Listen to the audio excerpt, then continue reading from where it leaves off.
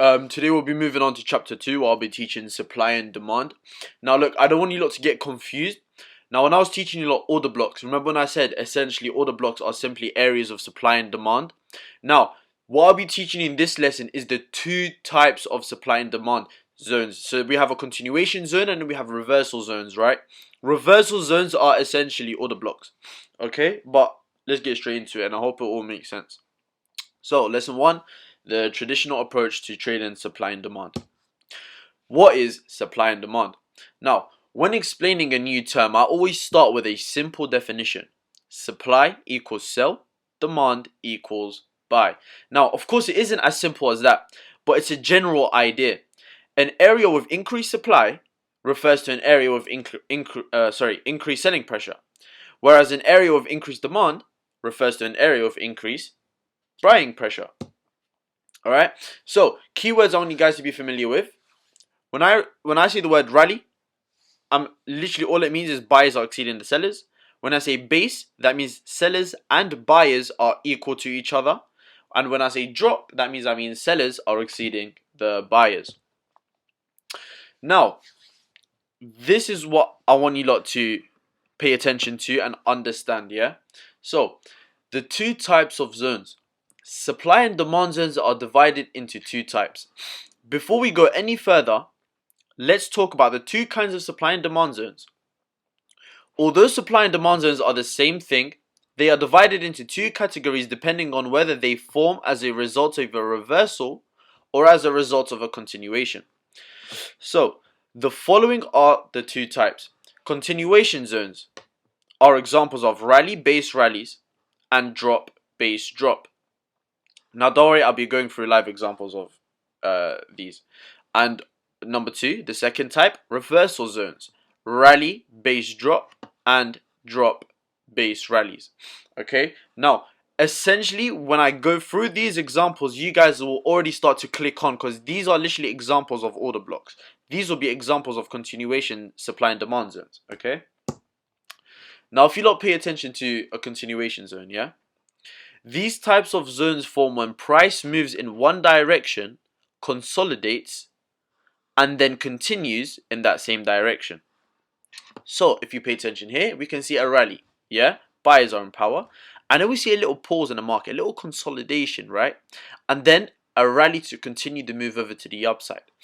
Now that pause, that area of consolidation creates an area of demand, right? So when price pushes up from there and starts to pull back into this area, that means it would have mitigated an area of demand where we would look to then enter to continue the move over to the upside. That is why it's called a continuation zone, right? Because essentially all it is prices continuing over to the upside. And that's the same for the selling example. We have a drop and then we have a base, a pause, a consolidation, and then price continues to drop. Now that marks out an area of supply. And now remember I said supply equals sell, demand equals buy. So rally based rally, when price pulls back into this area, we know that this is a demand. And what does demand equal? Buy. So we look to buy off demand. Here we have a drop based drop. Now when we mark out an area of supply, what does that mean? Sell, right? So when price pulls back into this area of supply, we would look to then sell. Now look at these examples here. So one, we had that break of structure, right? Price broke through this high, creating a higher high.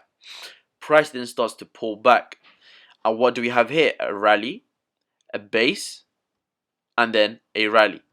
Price pulls back into this demand zone and then continues to move over to the upside. Okay, this is another example. We have a drop and then we have a base, right? And then pay attention here. What's all of this? Imbalance, right? Not only do we have imbalance, we have a base which marks out an area of supply, right?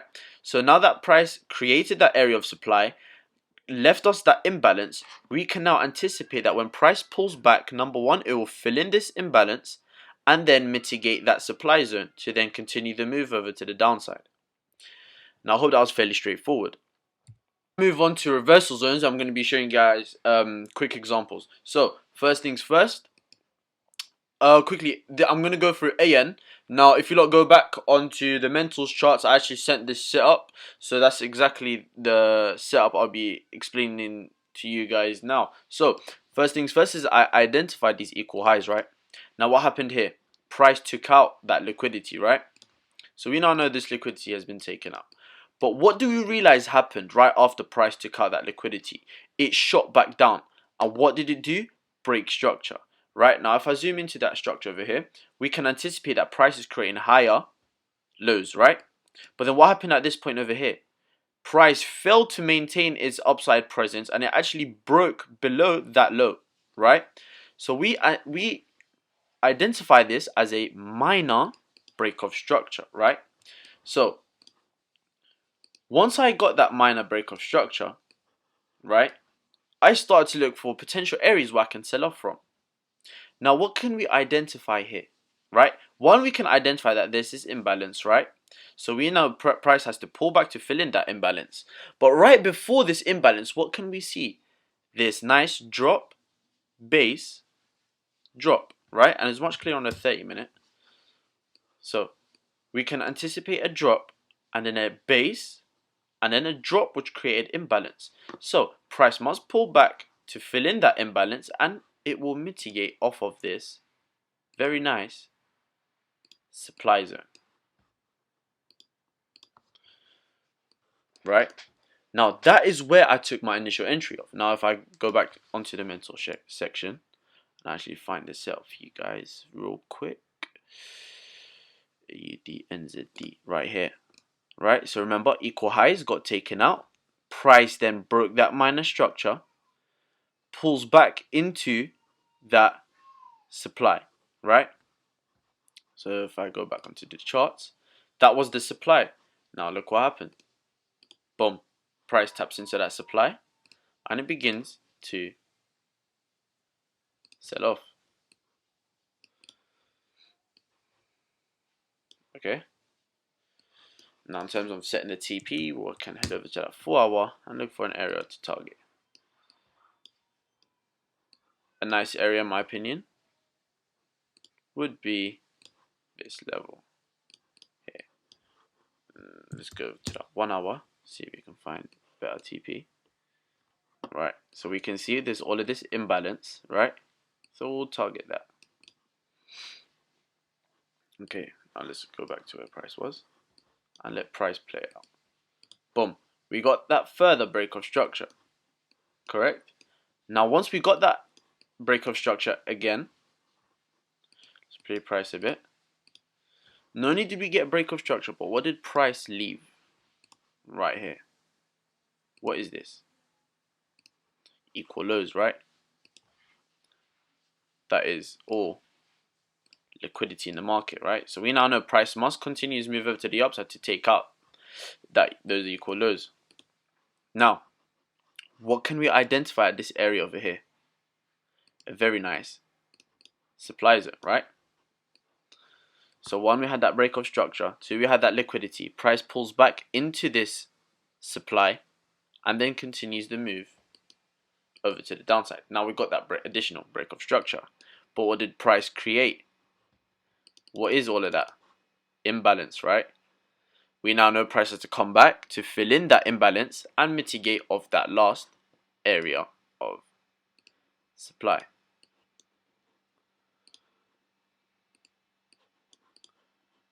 Right, so all of these would be areas to re-enter on. That would have been your second entry right over here. Oh.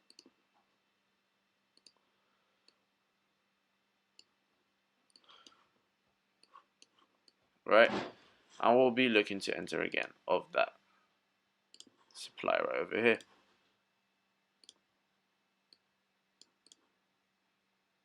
Boom. And then price continues his move over to the downside. Now, once we got that additional break of structure, and price reacted, what did it do? Create equal lows again, right? So we can see, look, price is simply creating liquidity so it can seek it and take it out, right? Now this pullback, how could we go in a re-entry? Break down to the lower time frame. Now once we break down to that lower time frame, what can we identify? A drop, a base, and a drop, right? Now before this drop, what can we identify right over here? Another area of supply. Now that would have been another entry point.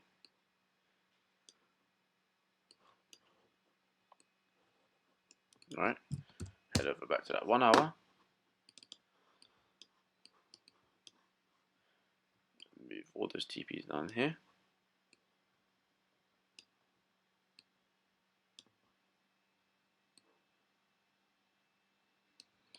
And now we let price play out. And that's it. That's current price right now. And I'll still be holding this position, hopefully to target this area over here. And yeah, this is all examples of continuation zones. Now I'm going to move over to reversal zones. Reversal zones. Reversal zones is the same concept as trading order blocks. It literally forms when price reverses direction, then sets off a new swing. So if I go back to that slide, remember I was talking about the examples of reversal zones: rally, base drops, and drop, base rallies. Now look at this example here. We have a rally, right? Then we have a base. But then price doesn't create another rally. It creates a drop, right? And that drop broke structure. Now that would be a reversal, right? That's why we call them reversal zones. So now that we got that break of structure and we have that imbalance, right? Probably expect price to pull back, fill in any imbalance and mitigate that last area of supply. And now this is why I say it's the same concept as trading order blocks. Because look, trading order blocks, you have that last buy to then sell, which breaks structure, right? Price pulls back to mitigate that order block to then continue. Is the same exact thing, right? Same thing here. We have a drop, we have a base, we have a rally. Price breaks that structure, pulls back into that area of demand and continues to move over to the upside. Now this is an example here. We have a rally, we have a base, right? And then we have a drop. Price pulls back to fill in this imbalance, mitigate this base, to then continue over to the downside. Another example here. We have a drop, we have a base, we have a rally. Price then pulls back, fills in this imbalance, mitigates that demand, and then moves over to the upside. Now, these zones form when one major swing changes to the other. I don't know why it says usually, but it is formed when banks are buying or selling large quantities of the currency. Now, one thing I want to point out is that reversal zones are seen to be the most profitable out of these two types. Now, I'm going to quickly show you guys examples before continuing over to the next lesson. Now, GU. Let's look at the bigger picture, right? Let's repick price here. What can we identify already right over here? All of this imbalance, right? So there is imbalance down here that still needs to be filled, right?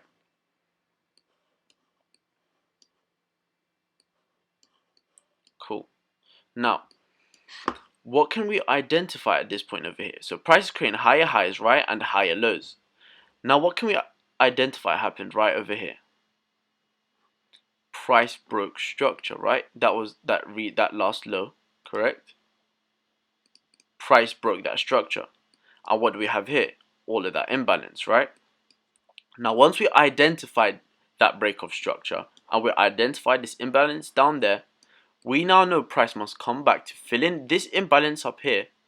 Look, we have all of this imbalance. Sorry, we have this imbalance right here. Right?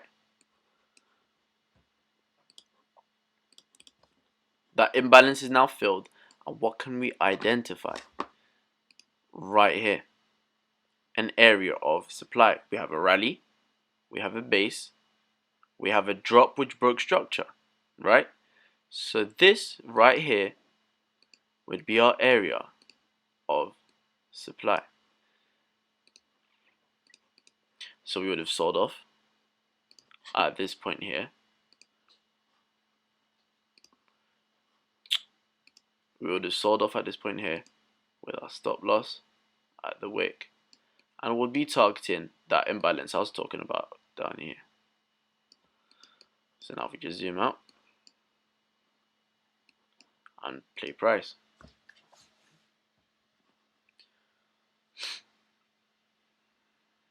Price moving over to the downside.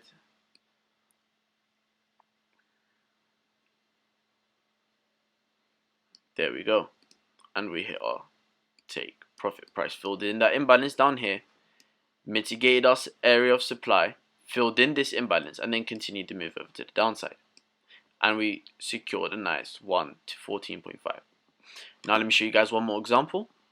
EU, perfect example right here. Price creating higher highs, price creating higher lows, right? I've showed you guys this example before. Price creating higher lows. What did we get here? That break of structure. Now when we zoom into price, what can we see? Rally, a base, and then a drop. Now what did that drop do? Break structure. Once we identified that break of structure, we then mark out our base, this whole area here, right? Now, since I've already taught you guys order blocks, which order block would we go off of? That last buy candle before the sell, right? There we go. We would have sold off at this point over here.